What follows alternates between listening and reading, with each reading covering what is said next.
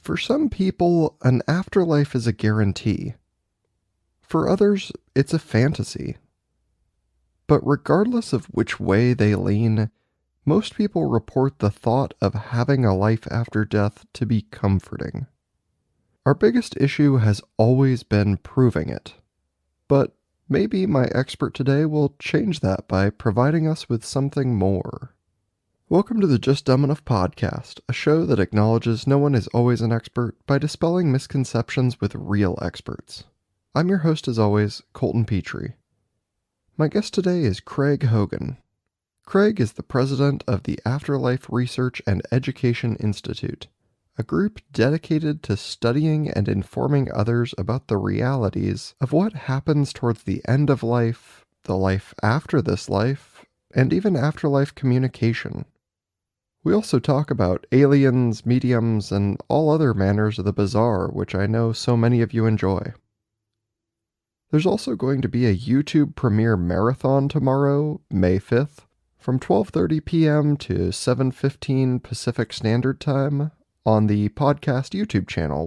It's all episodes that have aired on the podcast feed before, but I figured it'd be a fun way to hang out and chat with those of you in the audience that want to drop by, even if it's just to say hey. Let's see what comes next.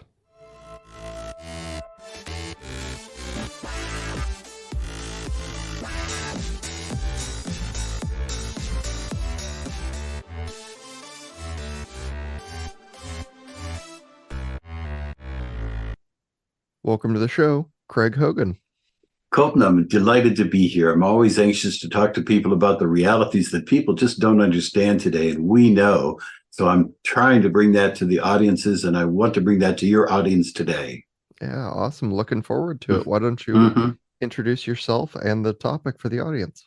Sure. My name is Robert Craig Hogan, or R. Craig Hogan, and I am the president of the Afterlife Research and Education Institute, co-founder of Seek Reality Online.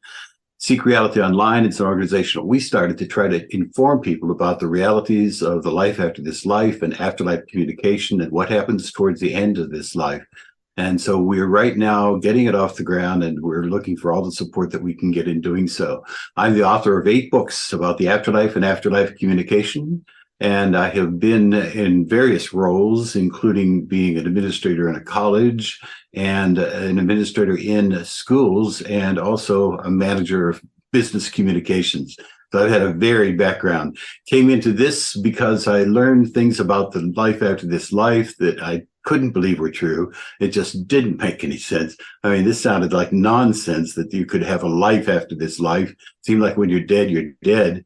And so I started delving into it to find out what I could understand. And what I learned was just unbelievable. Every time I turned around, there was something new that was exciting that I learned about the life after this life and what it's like.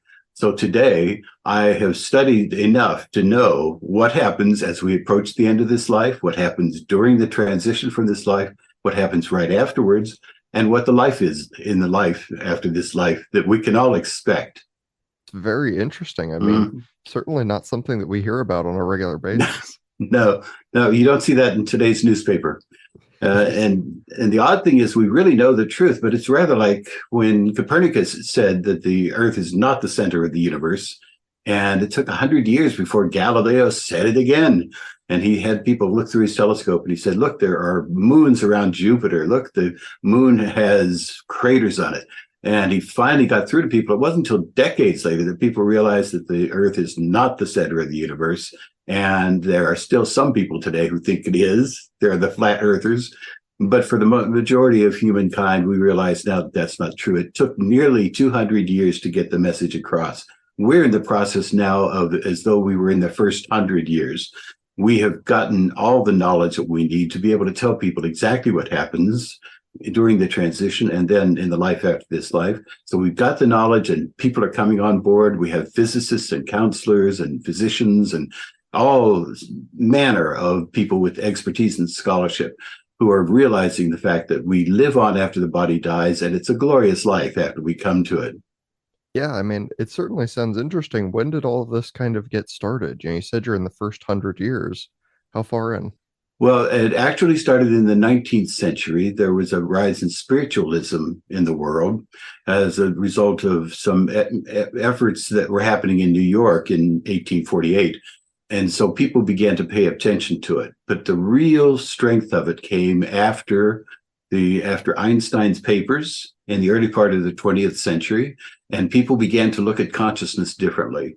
Then quantum mechanics showed us that nothing is real until we believe it's real. We believe that it's there.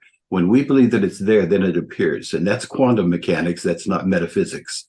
And so now we have begun to really delve into consciousness and what happens to consciousness after the body dies. And so we're making the discoveries now. And it's only been rather in the last half of the 20th century and into the 21st century that we're making the big discoveries. So we know now we have roadmaps of the afterlife. We know what life is like there. We know what happens to people there. And so we can tell people about it and give them a taste for what we know to be true when all of us get there. I mean, why don't you give us a taste? Because I'm very interested to hear about it. The afterlife is a life just like this one. We're on a spiritual plane right now. Earth is a spiritual plane. And so the afterlife, the next life, is not really after. It really is just another spiritual plane. So in that spiritual plane, life is just like this. In fact, people who get over there think that they're dreaming. They can't understand. It looks exactly like it does in this life, except for the fact that it is much more glorious. And they realize that after they've been there for a while. So the life after this life is a period of time when we can relax, we can enjoy our lives. We spend time going back over what happened during this life, the life that we're in right now. And we do that in life reviews. And in the life reviews, we actually feel all the feelings of all the people involved. So all the feelings of that guy that you shouted at and insulted and deprecated, and you have whatever it is that he felt, you're going to feel it during that life review. And so what we do during that time is we grow spiritually, we become all we could become, and we just have fun because there are many, many recreational things to do in the life after this life. It is not dull. We don't sit on clouds strumming harps. We don't worship God all day. These are all myths that the church has brought out to us, but that's not what life is like now. So we have bodies, they're solid bodies, just like the bodies we have here on Earth, but they're going to be in our 20s and 30s. So if you passed into the next life in your 70s or 80s, then when your body is going to be in its 20s or 30s when you were in your prime.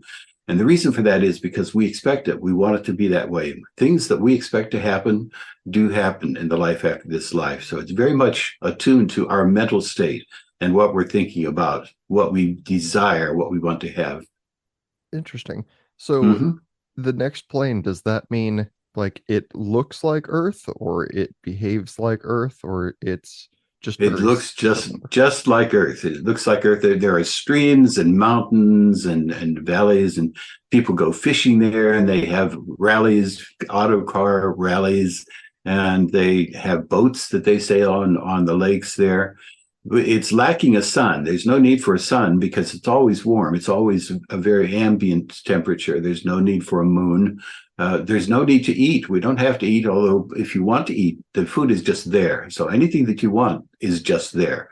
So if you want to eat food, if you'd like to have a ham sandwich, then it's just there. You can go over to the refrigerator and you can open it up and son of a gun, there's that ham sandwich I've been wanting to have. If you want to drink, you can drink, but you don't have to drink. And so people eventually, after they have moved into the next realm of our existence, they give up on these kinds of things about the earth plane. They give up on the need to eat, the need to drink. But for me, I'm going to want to have my glass of scotch at any time. So regardless of where it is. And some people there like to smoke cigars or like to smoke a pipe, and they can do that there. It's because they desire it, they want it to be there, and so the opportunity's there. The smoke does not affect the atmosphere. It doesn't affect their bodies. So it's completely harmless, but you get all of the experience of smoking a cigar or smoking a pipe. And so we can have what we want. We can have the food we want. We can have the drink we want, or we can choose not to. It's entirely up to us. Interesting. So how did we start to Mm-hmm. learn about this? Like, where are we gathering the information from? We're getting the information in our contacts. And one of the reasons that so much has happened in the 20th century is that we have media, we have recording devices, and we have television cameras. And so we're getting more data. We're getting it from the people who are living, actually living in the life after this life. So these people are coming back to us. They're anxious to tell us about that life. They want us to know that we needn't fear the death of the body because we're just going to continue living. And so they're coming back to us. The reason we know it is them is because when people come back to us and communicate, their loved ones who are getting the communications recognize who they are. They know their voice, or they know their mannerisms, they know their vocabulary, they know the memories that they have. And so we know that it's them coming through. And we have now, they're coming through in 15 different ways. And one of the ways is through direct voice. Direct voice means that a medium who's a direct voice medium sits in a room and has the ability to allow voices to come out of the air into the room. So we have one person whose name was Dinshaw Nanji, Dr. Dinshaw Nanji. He was on the faculty of a UK university at Birmingham University. And Dr. Nanji's wife, Annie, had died of cancer. And he was devastated by it. He was at a loss. He missed his Annie. And so he found out about this direct voice medium that had that ability that I told you about. His name was Leslie Flint. He lived in London. And so Dr. Nanji would go every 6 months to London. He would sit in the room with Leslie Flint, and Annie's voice would come out of the air. And he would then have conversations with her about what was going on and about their lives together, about the memories that they had. But more importantly, she also would tell him about what he was doing during his daily life. She told him what he was doing in his flat, and she went with him on an engagement that he had where he had a luncheon with a lot of speakers. And she traveled with him on the plane. She had a seat close to him in the auditorium, and she was able to tell him exactly what happened. So we know that Annie was alive during that time. She was giving him the details, and we have the recordings of them now. So we can check on them later on and see whether it's true. And it turns out that these are true. So the most important thing is we have people on this side of life who know that individual who's gone to the next realm of life, and they then can vouch for them and say, yes, that is the person I know. That's absolutely true. And as a result of that, we can believe what he's saying about the life after this life. And they're coming back and telling us all of these things. We now have volumes and volumes and recordings of people coming back and telling us what life is like in the afterlife. And we have the truth. We have the verified truth that these are accurate representations of the afterlife. Gotcha. So you have some evidence-based statements where you're like, there's no way Yes. they would be the only person that knew something like this. No, and we don't accept gurus or any religious authority. We don't accept any of that. We only want the evidence from people who are speaking from the life after this life. And we have that. We have mounds of that evidence. And so as a result of that, we can say people then in the life after this life come back to us and they describe what happened leading up to their passing and what happened during their passing and what happened in the minutes after, and then what happens in their life, in the life after this life. And we have all of this verified information. And now we're just trying to get it out to people because most people have no idea that we have all of this knowledge of this wonderful world that we're all going to enter after we leave this one. Yeah, and I'd love to get into the process of this. Is there like a crossover that happens that like their consciousness can move from that plane over to this plane to communicate with us? Or is it communicating like, like a telephone would? Like we're not in the same place, but you're hearing, from each other. It's actually both. So what happens is when the person leaves the body, then for a period of time, they're still on the earth plane. They're doing all the same things you could do on the earth plane. They're walking around. Some people stay for years, perhaps centuries on the earth plane because they don't want to leave. They don't want to go on to the next life. And so they're wandering around on the earth plane. They're taking buses and they're riding in elevators and they're doing all the things that people do on the earth plane. And they can do that for as long as they want. But when we leave the body behind, we are the essence, we are the person that we were. We have a body that we take with us. It's called an etheric body, and that body can travel around on the earth plane as much as we want it to. Then when we take the next step into the life after this life, which some people call Summerland. When we go into Summerland, then we have a solid body. It looks like this. If you took a photograph of people sitting around in the next realm of life, and you wouldn't have any idea that it was not of something happening on the earth plane, it's exactly the same, except it's much more beautiful. There are flowers, there are huge groves of flowers, and the flowers are very large. They have aromas, and you can smell them, and they also exude music. So there's music that comes from the flowers. And so there are things that are much more glorious. There are colors there that we don't have on earth. There are instruments in orchestras that we don't have on earth. So it's much more glorious, but it is very much just like the earth plane. Very interesting. So is this Mm-hmm. like something you had said, it happens before you die, like there's some kind of a consciousness that's transitioning here. What's the whole Mm-hmm. like from start to finish? Before a person leaves the body, is if they have been ill for some time, they've been bedridden, and now it's coming down to the final hours of their life. Their loved ones from the other side, those who have already made the transition, will come to them. And it's very common. As much as 70 to 80% of the people who are alert during that final hour report something about people coming into the room, or you can see them lifting up their hand and reaching out to somebody, or you can see them gazing off into the distance and they see what is there. When Steve Jobs passed, he, in his last words with his wife and his children around him, he looked out past all of them and he just said, "Oh wow, oh wow, oh wow."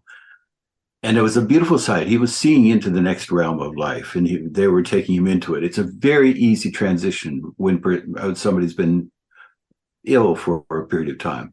If they die suddenly, then very often it's so sudden that they don't really have an idea of what happened. They, for instance, may have a heart attack and they just lie backwards on the bed and they're gone. And they don't realize that that's true. They get up to see what's going on. And when they get up, they realize their body hasn't gotten up. They're getting up, but their body hasn't.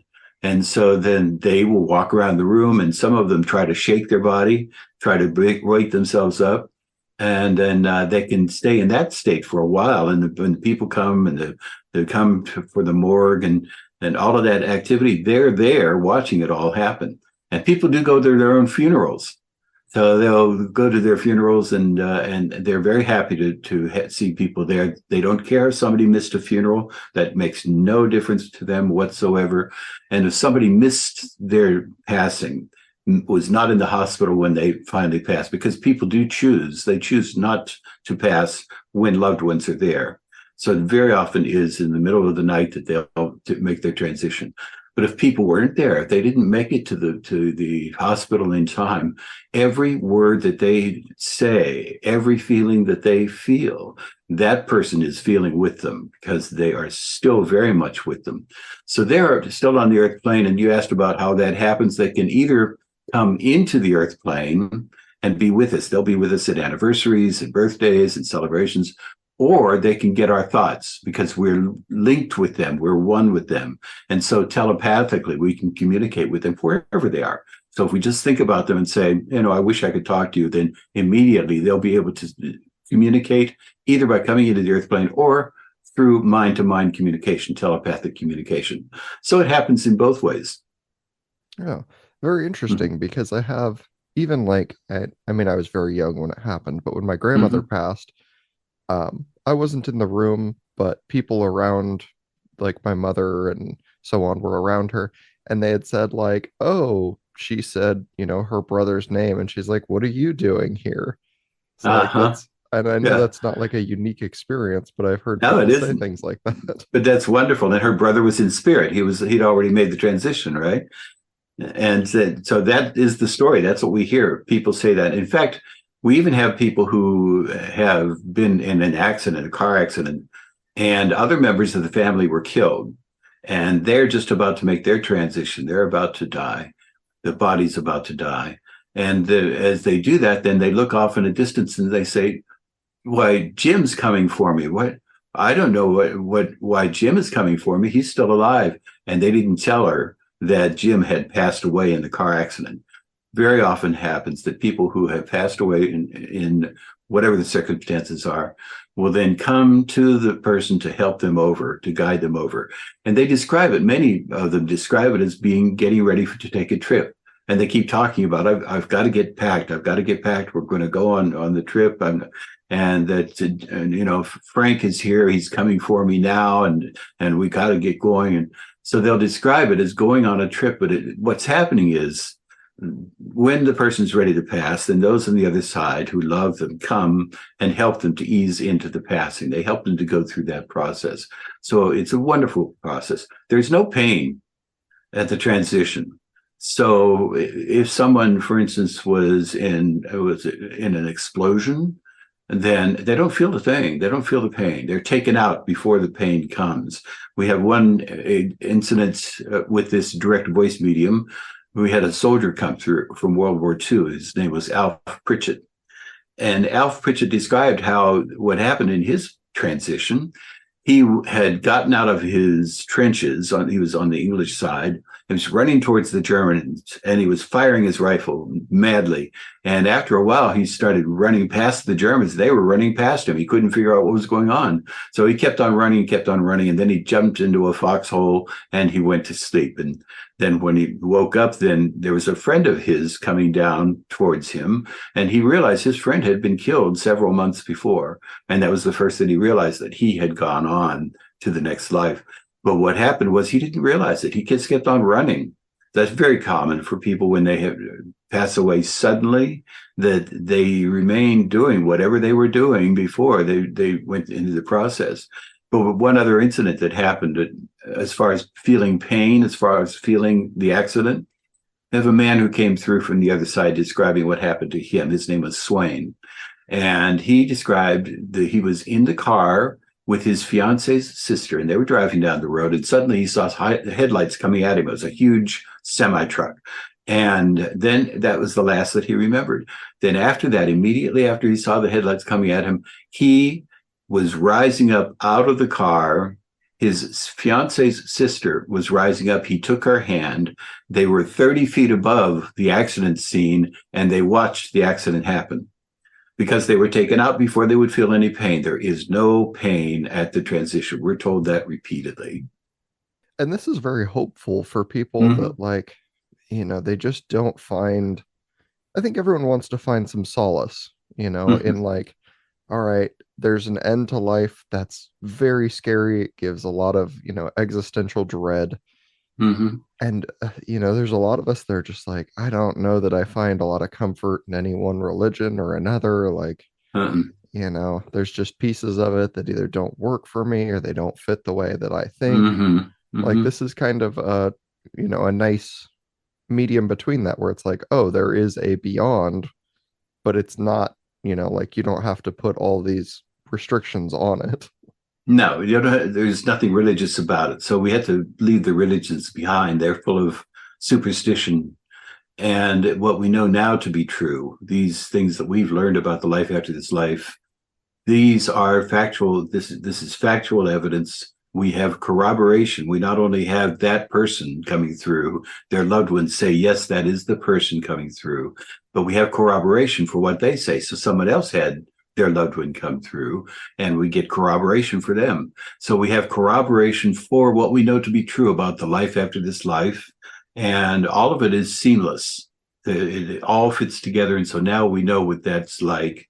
When a person makes the transition, they have gone over to the life after this life, then they are anxious to communicate with us. They want to let us know that they've arrived. It's like your loved one got on the plane and took off to another country, and the first thing they want to do is get back to you and say, I got here fine, I'm okay, and let you know what they're doing there. That's the same thing when people pass into the next life. They want to let us know they're fine, they're enjoying themselves, they are really relieved to see that they're still alive, and they're just beginning their adventure, and so they want to get to us.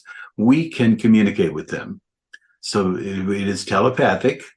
So, in other words, we are communicating mind to mind because we are just minds using the bodies that we're using. They're rather like avatars. So, we're using these bodies, but we are the mind. That's the essence of who we really are. And so, our mind is whole after we leave the body. Their minds on the other side, or where they're living, they're whole too. And they're one with us, so they can communicate to us. We just have to learn how to allow the message to come through. They're always communicating with us, especially right after they're passing. They want to let us know they're okay. We just have to learn how to get the messages. And that's one of the things that we teach. So is this one of those like everyone has this consciousness that moves on, or is it like there are cases where that doesn't happen, or cases where, even after like moving to Mhm. the next plane, they kind of decide like, I think I'm good. I don't necessarily need to keep doing this. Yeah. When people leave, when they go on to the next level of life, then they're very greatly relieved. They don't want to come back, but they don't come back. The reincarnation is misunderstood. Reincarnation doesn't mean that we keep coming back and, Craig is going to come back and I'm going to be an Eskimo woman with 13 children in another life. We don't do that. That's not the way that reincarnation works. This, again, is something we hear over and over again from them. They say to us, there's a higher self. We are part of a higher self. Each one of us is part of a higher self. And that higher self then has other individuals who come onto the earth plane. And we participate with them. We can learn things from them. And our life can be patterned after someone else's life. So someone else in the higher self might have had a life in which they didn't learn a lesson they wanted to learn. And so the higher self decides that we're going to incarnate somebody and we're going to learn those lessons. But each one of us, then, when we incarnate, we stay the same individual throughout the rest of our eternal lives. And is Hmm. that kind of like, because we're creating more and more consciousnesses otherwise, like there are far more people now than there ever were, though I guess there are Yeah. far more people that have passed than are ever alive at this point. So it's like it's a lot of consciousnesses to be moving around. Is this like an expanding plane that there is, always room for enough people? There are millions, they tell us, they use this word, they say there are millions of other realms. So we're just one of them, one small realm. And if you can imagine, there are nearly 8 billion people on our planet today, and you can imagine that there are 8 billion worlds with 8 billion people on each world. And that's not unusual. That's not difficult to understand. And that helps us to get a perspective on it. It is infinite. There is no end to it. And there are also the extraterrestrials that are on other planes, and they are spiritual. Not all of them are, but the ones who are aligned with us are spiritual, and they have the telepathic ability to communicate with us, and they do communicate with us. So there are millions of other realms, and we just happen to be on one that's called the Earth realm. But then once we leave the Earth realm and go on to the next realm of our existence, we stay the individual that we are, even when we go to higher levels. Interesting. And are we using Mhm. this to like try and advance, scientific theory? Because you said like, we know that there are these extraterrestrials from this other Mhm. side. Are we saying like, trying to even, I guess, on Earth problems where we're like, hey, look in this direction or, try this instead? Like we can already see what you're trying to do and you're doing it wrong. Like, here's Yeah, right. a You're doing a helping lot of hand. it wrong, right? Yes, that's in fact what happens. They do inspire us. So this happens for us as individuals, just you and me, ordinary people. It also happens for scientists. Marie Curie, who came through in one communication, described how she discovered when she went to the life after this life that she had been inspired in her discoveries. She met the scientists over there who had been inspiring her to help her along. All of the science on this side of life is getting inspired by those in the next realm of life. And they're just a little bit ahead of us. In other words, the individuals who are there are not omniscient. They don't know everything that ever existed. They're discovering too. They're still growing. They're still becoming. So they're making discoveries, science discoveries, and then they inspire us on the earth plane. And then we have that knowledge and we make use of that knowledge. So we're just a little bit behind them. They're teaching us. but they're learning themselves. And so we know that continually, every day of our lives, we're getting inspirations. We're getting inspirations from guides, from people who love us, from others who are just interested in us. And so there's a constant flow of information. We just have to learn how to listen to it. And that's a skill that can be taught. We teach it. Very interesting. So, Mhm. I mean, how do you teach people to kind of tap into this ability that we all have? There's, we know that our lives are only 5% in the consciousness, in awareness. That's a very small part of our lives. And we know that 95% of our lives are in the subconscious, the unconscious. When we're walking, we're operating out of the subconscious. When we're playing a piano, we're operating out of the subconscious. If we had to use our awareness, that little tiny piece of awareness that we have, we would never get anything done. The estimate is that our awareness handles between 40 and 120 bits per second, and the subconscious has 20 million bits per second. And so all of the things that we're able to do, we're able to walk and talk, and we can do things that are natural to us. They're all coming out of the subconscious. So what's also happening in the subconscious is that we're getting communications from other people. You and I are communicating at the subconscious level, which just doesn't bubble up to our consciousness, doesn't bubble up to that little tiny piece of awareness that we have. And so we're getting signals from each other. Studies have been done of meditators in which they were meditating in two groups that were 200 miles apart. And as they were meditating, they intended to link with each other, linked with that other group that was 200 miles away from them. And they measured their brain waves, they measured their heartbeats, and their heartbeats between the two groups synchronized. And the reason for that is that we're always in tune with each other. We're always one with each other. So those people who have transitioned on to the next level of life, they're communicating to us telepathically. We're just one mind with them. So it's like they were imagining things. And as they're imagining things, we're imagining with them. So they're imagining a song and we get the song, or they're imagining an image, we get the image. We're thinking together. So all people have to do is that subconscious realm is where all that's happening. We just have to help people to learn how to let that bubble up into that little tiny piece of awareness that we have. And that to be able to do that, we have to empty the awareness. So in other words, we have to withdraw from the physical realm. We do that through meditation. We do that through something called EMDR, eye movement desensitization and reprocessing. We do that in hypnosis. Any way that we can get the mind free so that the awareness is not filled with anything, and then allow the messages to come up, to bubble up from the subconscious. We teach that. It's something that anybody can learn how to do. We do it all the time. And so we know that it's worthwhile, and it's something that everybody should learn how to do. Very interesting. So, Mm-hmm. where are we in the process of informing people? Like, obviously, you're doing the show. Is there a lot Mm-hmm. of people working alongside you trying to do a lot of other shows and trying to get Yeah. the word out? There are a lot of people who are doing this work now. So it's no longer a small movement. There are enough people doing it now that we are having an impact. People are seeing things differently. They're looking at the world differently.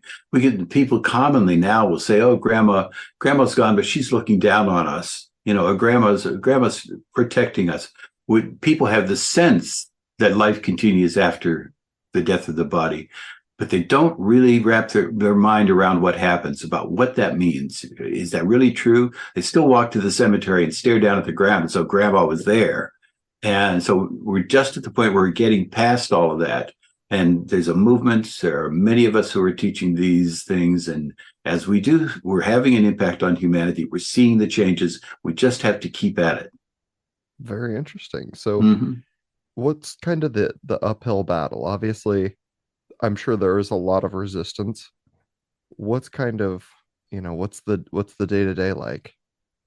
The resistance is primarily from people who already have their own discipline. So they already have their conception of reality. And that conception then is pretty substantial and it's solid, and they believe it to be true. And because their conception of reality is so strong, they won't allow the possibility of another conception of reality. And that's the difficulty we run into. So it could be somebody who's in a religion, and they have a strong faith in this religion. They believe the religion teaches everything right, and there are sacred books, and the truth is in the sacred books. So it's difficult to get through to them because they've got a set mindset about reality and what it is. Same is true of the scientists. There are many scientists who science is not necessarily an unbelieving discipline. So there are materialist scientists. Materialist scientists mean that they believe only in the material realm. They don't believe that there's anything beyond that. So the materialist scientists are the ones that we have difficulty getting to. We don't have any trouble with the scientists who now realize the truth. And there are many, many of them now. But for the scientists who are strong in their discipline, they're neuroscientists, and they know something about brain waves, and they can map out the brain, where things happen in the brain. It's difficult for us to get through to them because of the same reason. They've got this conceptualization of the way life is, of their beliefs about reality, and we can't get past them. They won't let down what they believe to be true and just open up their minds and say, there's an alternative here. You really ought to just look at it. Look through my telescope, Galileo would say. And we can show you that all these things are true. We know that people live on after the body dies. So the difficulties we run into are with people who have set beliefs about anything that won't open up their minds and just allow the truth to come through. And it could be scientists who are the physicalists, who are materialists, or it can be people who are engaged in religions and they believe that religion has all the answers. We just can't get through to them. So, are you gaining a lot of good traction on like a main stage? Have you started to get some larger names also trying to like spread the word out there for you?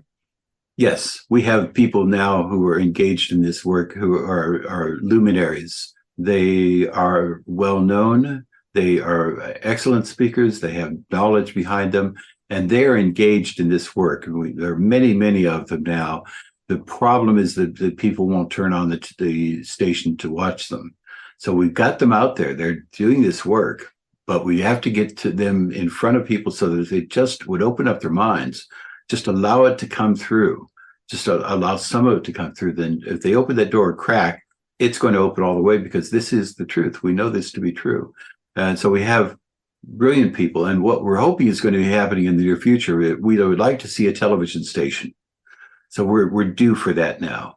It would be like a TBN or a CBN, the religious broadcasting stations, but this would be about the life after this life, about what we know about growing spiritually on this side, how we can live together in love, peace, and joy, and what happens during the transition and what life is like in the next life. But we have tremendous resources, wonderful people engaged in it now. We just have to get the word out to everybody. And I think that's the proper next step is, like you said, get that door to open a crack and then let it open wide up and let people Mm-hmm. experience that. That's it. Is That's it. there a good place that people can look for you if they're looking to find more? Go to seekreality.com. We put together seekreality.com because we want to bring all of these truths to the general public. And so we're putting them all on one website so people can go there. There's a lot of free material there. We also have a subscription for even more. The reason for the subscription is it's funding the Afterlife Research and Education Institute. So we're using that money to further the research that we're doing, the work that we're doing with mediums and with others. And so I would say that the place to go that we're putting all of our effort into now is seekreality.com. Fantastic. Well, I think that's a Mm-hmm. great place for people to look if they're hungry to know more or they're very interested or, this has Yeah. even just slightly piqued their curiosity, like something to Mm-hmm. look at. Yeah. No, that's the other resources that will come to you. All you have to do is get on YouTube, and you'll see excellent mediums. There are people like Suzanne Giesman and Suzanne Wilson and Tyler Perry, I think is his name. But they're excellent mediums, and if you watch the mediums, you'll see the reactions of the people who they love, who the people on the other side love, realizing that it's them coming through. And that helps you to realize that we are not just the bodies that we have here. We are eternal beings having a physical experience. Yeah. Fantastic. Well, thank you for Hmm. coming on the show and sharing this. And I hope if, people have been piqued at all in their interest, like they will go and check you guys out and try and learn more and see what they think at least, give it an extra thought in your day. Yeah. Yeah. Good. Yeah, I appreciate it. And it's been a wonderful experience. This topic leaves me a bit split. Between the interview conversation you just listened to and the editing that I do, I've heard the information a couple times now. And it would be great to have ironclad proof that there is an afterlife. Truly, that would be awesome. But it seems so neat and tidy that I'm struggling to want to accept the message without firsthand experience. Everyone gets to go and there's no badness? Then what keeps you around when things get hard? We've talked about it before on this show with the seriousness of mental health, and I don't want anyone out there to give up because anyone said that there's a perfect world waiting and all you need to do is die first. No one out there hearing this right now gets to give up like that. So many of us are struggling to get through hard lives in the day to day, but I need us all to have hope that we can get through it to a better side of things right here in this life. Remember, if things are tough and you need someone to reach out to, I'm just a message away. dumbenoughpodcast@gmail.com, or just reach out to me on any of the major social medias. Alright, that's it for this week. Have a great weekend. I'll see you all back here on Monday. Oh, don't forget to do all the stuff for the show. Rate, review, like, subscribe. Send me that message if you need to. Otherwise, stay dumb.